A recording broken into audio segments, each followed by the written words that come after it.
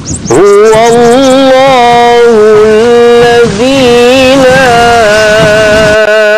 إله إلا هو عالم الغيب والشهادة هو الرحمن الرحيم.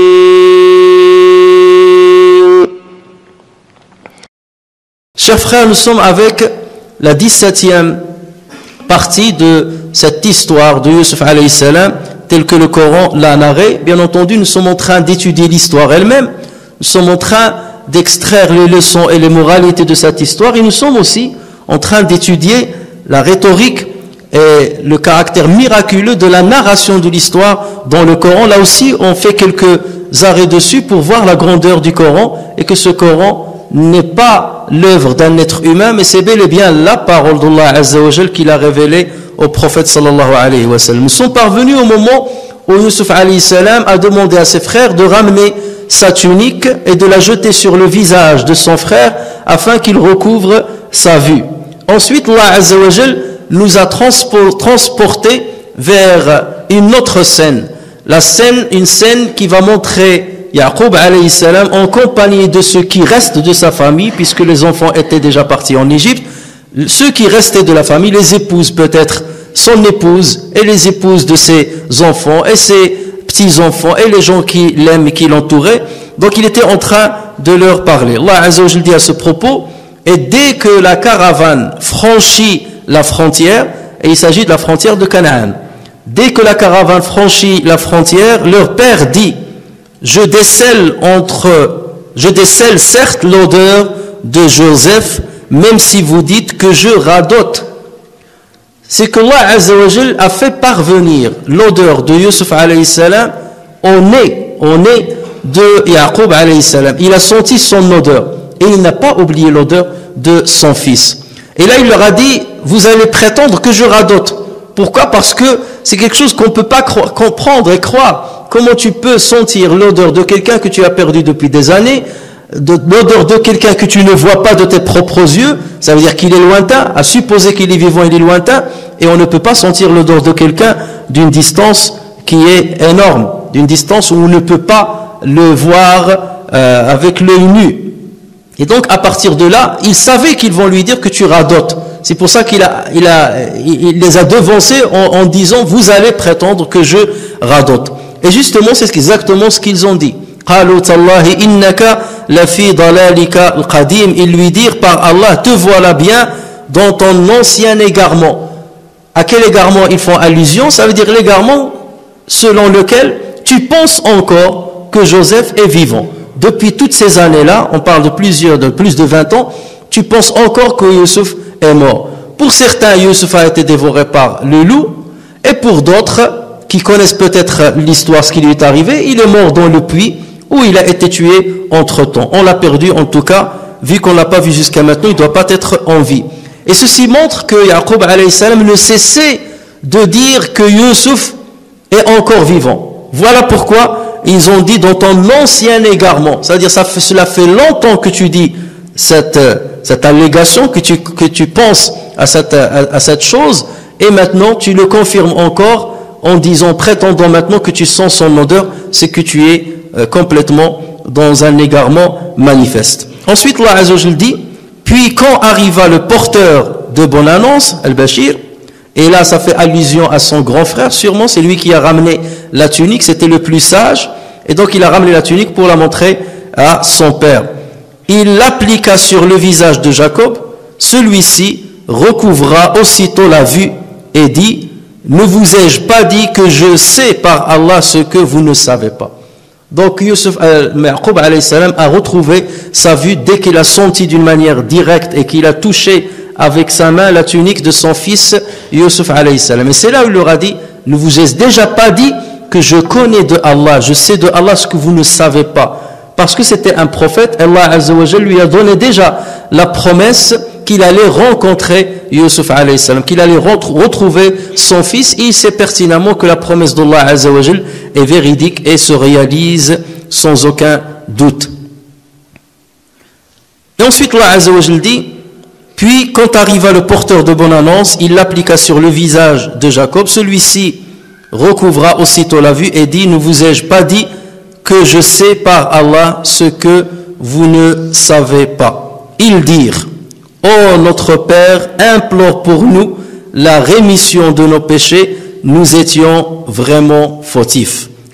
Donc, les fils de Yaqub, alayhi salam, une fois maintenant devant leur père, une fois qu'il a recouvert sa vue, il a tout de suite compris que Yusuf, il lui a raconté l'histoire, Yusuf est encore vivant, et là ils étaient obligés de lui raconter ce qui s'est passé. Que nous t'avons menti depuis le début, qu'on l'avait jeté dans un puits, que le loup ne l'avait pas dévoré comme on l'a prétendu.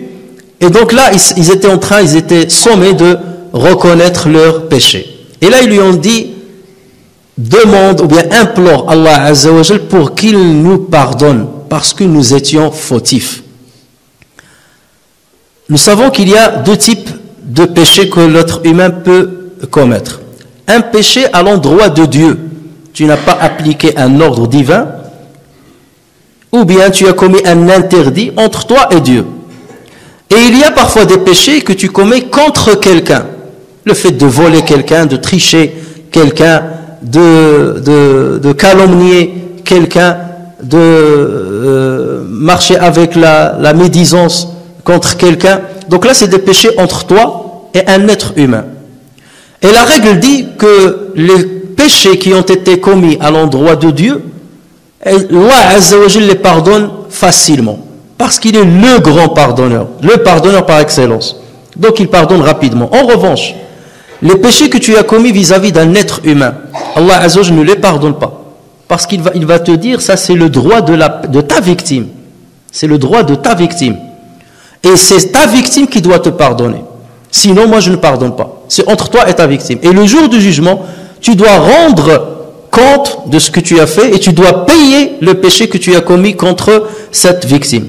Donc c'est pour cela que le musulman est invité à demander pardon à sa victime ici-bas, avant qu'il ne paye son péché dans l'au-delà, parce que là ça va lui coûter très très cher.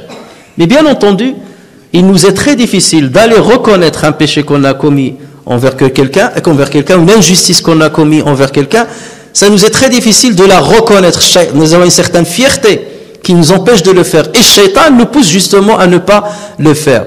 Et donc là, lorsqu'ils lui disent, implore Allah Azza wa Jal pour qu'il nous pardonne, ça veut dire qu'il sous-entendu, il lui demande d'abord qu'il leur pardonne lui-même, et non seulement cela, qu'il n'ait rien dans son cœur contre eux, et non seulement cela, c'est qu'il continue d'invoquer Dieu pour qu'il leur pardonne.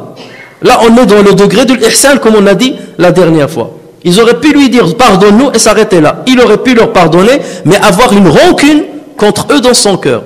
Mais le fait de lui demander d'arriver au plus haut degré de la bienfaisance, qui est celui d'invoquer Dieu pour eux, ça sous-entend déjà qu'il n'a plus de rancune, et ça sous-entend qu'il leur a pardonné. Donc voilà pourquoi ils l'ont intelligemment sollicité pour qu'il demande pardon à eux. Et regardez, sa réponse était à la hauteur de leur intelligence et à la hauteur de son intelligence en tant que prophète. Il dit قال سوف أستغفر لكم ربي. Je vais dans l'avenir implorer mon Seigneur pour vous. Je vais à l'avenir implorer Dieu pour qu'il vous pardonne. Pourquoi il a parlé de l'avenir? Sawfa, je vais le faire plus tard, c'est-à-dire dans le futur. Sawfa. On peut l'expliquer de différentes manières. La première, c'est que lorsque tu viens chez quelqu'un contre qui tu as commis une injustice et tu lui demandes pardonne-moi. S'il est pudique, donc il va te dire oui, je t'ai pardonné. Parce qu'il est gêné et tu es en face de lui, il va te dire oui, je vais te pardonner. Mais dans son cœur, il ne t'a pas vraiment pardonné. C'est parce qu'il est gêné. Dans son cœur, il ne t'a pas encore pardonné. Et il se peut qu'il dise que Dieu te pardonne. Voilà, j'ai invoqué Dieu pour toi, que Dieu te pardonne. Mais je vais te le dire seulement parce que je suis dans une situation de gêne.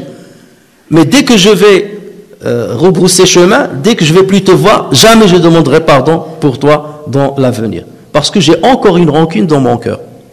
En revanche, lorsqu'il leur a dit Sawfa astaghfiru lakum, je vais implorer Dieu pour qu'il vous pardonne, ça veut dire je vais le faire même si vous n'êtes pas en face de moi. Ça veut dire que je le pense dans les profondeurs de mon cœur. C'est que je le fais de bon cœur et je le fais avec conviction et non pas par gêne. Et voilà pourquoi je le ferai plus tard, même si vous n'êtes pas devant moi. Ça, c'est la première explication qui est plausible, bien entendu. La deuxième explication, c'est que je vais choisir un moment où Allah Azza wa Jal agrée plus les invocations de ses serviteurs. Et je profiterai de ce moment pour implorer Allah Azza wa Jal à votre faveur. C'est par exemple le dernier tiers de la nuit, et comme ils n'étaient pas en ce moment-là, donc c'est pour ça qu'il a dit je vais le faire plus tard. Ou peut-être le jour du vendredi, ou à des moments où Allah Azza wa Jal exauce le plus les vœux de ses serviteurs. Donc là aussi, c'est une deuxième explication tangible. La troisième explication, c'est que je vais continuer à implorer Dieu pour qu'il vous pardonne jusqu'à la fin de ma vie. Non seulement je vais le faire maintenant, mais je continuerai à le faire parce que je vous ai vraiment pardonné et vous êtes mes enfants. Et donc j'ai retrouvé la relation qui doit lier un père à ses enfants sans qu'elle ne soit entachée par une quelconque gêne. Donc voilà pourquoi il a utilisé ce terme-là. Donc vous voyez que le Coran est très précis. Il aurait pu dire « Qala astaghfartu lakum rabbi » j'ai demandé pardon pour vous. Et utiliser le temps passé. Mais là il a utilisé le futur, c'est que forcément il y a des secrets ou bien il y a des sagesses derrière cette syntaxe. Ensuite, Allah Azza wa Jal continue l'histoire. Donc, ensuite, Allah Azza wa Jal continue l'histoire et il nous dit, lorsqu'ils s'introduisent auprès de Joseph, celui-ci accueillit ses parents. Alors, pour la traduction que vous avez trouvée, c'est père et mère. Ça, c'est une très mauvaise traduction. Et il accueillit ses parents, et non pas père et mère, abawayhi, et leur dit, entrez en Égypte en toute sécurité si Allah le veut. Alors, on va d'abord se demander pourquoi Allah Azza wa Jal a utilisé le terme abawayhi, et il n'a pas utilisé le terme walidayhi. Vous savez qu'en arabe on utilise les deux. Bon, en français ça n'existe pas. Il n'y a pas d'équivalent pour ces deux termes. On parle des parents et c'est tout. Lorsqu'on parle de l'walidayn, ce mot-là, le walidayn, ça vient du verbe walada. Ou le walada, c'est donner naissance. Donner naissance. Accoucher. Waladatil mar'a, ça veut dire la femme a accouché. Donc lorsqu'on parle de l'walidayn, ça fait référence au père et à la mère. Mais réellement, ça fait référence à la mère. Parce que c'est elle qui a donné naissance, c'est elle qui a accouché. Mais le père, il vient comme supplément à elle. Il vient comme supplément à elle. Parce que lui, c'est pas lui qui a donné une naissance directe, il l'a donnée d'une manière indirecte. Et c'est le secret pour lequel Allah Azza wa Jal, lorsqu'il nous parle de la bienfaisance envers les parents, il n'utilise pas l'abawayn. Wa qada rabbuka alla ta'budu illa iyyahu. وَبِالْآبَاءِ إِحْسَانًا لا قال وَبِالْوَالِدَيْنِ إِحْسَانًا بالوالدين il fait référence à celle qui a donné naissance et à celui qui a donné naissance. Donc ici l'homme n'est qu'un complément de la femme. La réalité c'est la mère et ensuite l'homme est un complément, on le rajoute à la femme. Lorsqu'on dit l'abawayn, c'est l'inverse, la femme on la rajoute à l'homme. D'accord? Lorsqu'on dit le walidayn, l'homme on la rajoute, il est supplémentaire seulement. La source c'est la femme. Et lorsqu'on dit l'abawayn, l'ab c'est le père. Donc la femme on la rattache à l'homme. Donc celui qui est cité essentiellement c'est le père. Et justement dans cette histoire là, on voit que celui qui a été le plus cité, c'est le père de Yusuf alayhi salam. On n'a pas cité sa mère. Sa mère n'a pas été citée. Qu'est-ce qui lui est arrivé? Qu'est-ce qu'il a subi comme peine? Elle n'a pas été citée. Voilà pourquoi ici, il a rattaché la mère au père, parce que c'est lui qui est concerné par cette histoire, c'est celui qui a souffert le plus, il a perdu sa vue, et on a raconté toute la peine qu'il a ressentie. C'est pour ça que les savants disent, Allah Azza wa Jalla a utilisé abawayhi, il n'a pas utilisé walidayhi, pour trois raisons possibles. La première raison, c'est que peut-être qu'il s'agit de sa mère, mais Allah a dit abawayn, mais comme sa mère n'a pas souffert autant que le père, donc il l'a rattaché au père, en disant abawayhi. La deuxième possibilité, c'est que sa mère était morte, était déjà morte. Et Allah Azza wa Jalla l'a ressuscitée pour qu'elle vienne avec son mari devant son fils et pour quelque part montrer la véracité du rêve que Yusuf alayhi salam a fait lorsqu'il était petit, parce qu'il a vu 11 planètes prosternées plus le soleil et la lune. Et le soleil et la lune font référence au père et à la mère. Donc il a fallu que la mère soit présente. Il a fallu qu'il y ait 13 personnes, les 11 frères, plus le père et la mère. Donc Allah Azza wa Jal l'aurait ressuscité, et ça c'est un miracle supplémentaire que Allah Azza wa Jal aurait donné à Yusuf alayhi salam, afin qu'elle vienne valider le rêve de Yusuf alayhi salam. La troisième possibilité que disent certains savants, c'est que sa mère était morte au moment où elle a donné naissance à Benyamin. Et d'ailleurs, Benyamin, en hébreu, ça veut dire le fils de la douleur. Le fils de la douleur. Benyamin, wa ibnu al-alam, le fils de la douleur. Ça veut dire que lorsqu'elle a accouché de lui, elle est morte juste après. Il lui a tellement donné de douleur dans son accouchement qu'elle est morte juste après. Et en fait, Yaqub alayhi salam s'est marié avec sa sœur. Autrement, avec la tante de Yusuf et de Benyamin. Et nous savons par ailleurs que en islam, l'oncle, on l'appelle père. L'oncle, on peut l'appeler père. La preuve, c'est que lorsque Yaqub alayhi salam allait mourir, il a réuni ses enfants, il leur a dit, qu'est-ce que vous allez adorer après ma mort? Ils ont dit, nous allons adorer ton Seigneur et le Seigneur, ton Dieu, et le Dieu de tes parents, de tes pères, le Dieu de tes pères, Ibrahim, Ishaq et Ismaïl.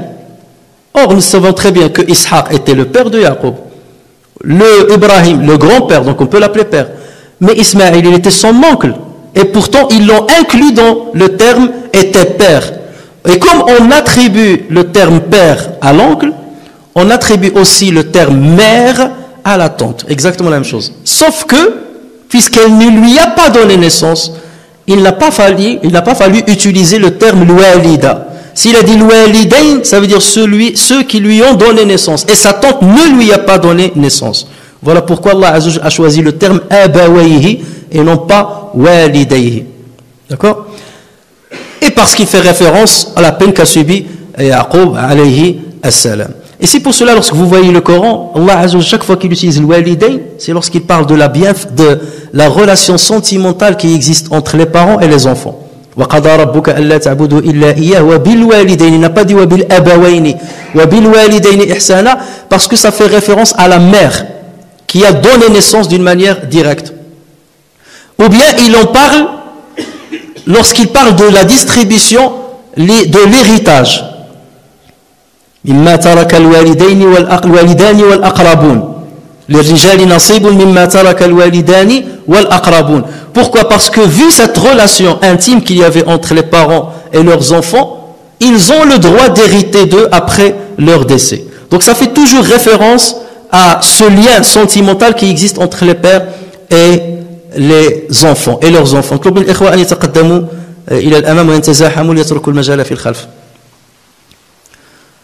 Donc ceci nous montre justement encore une fois le caractère miraculeux de la narration coranique et que le choix des termes est très précis. Qu'Allah il choisit un terme, il ne choisit pas son synonyme, c'est qu'il y a forcément une sagesse derrière cela. Et nous, en tant que lecteurs du Coran, nous devons chercher cette sagesse.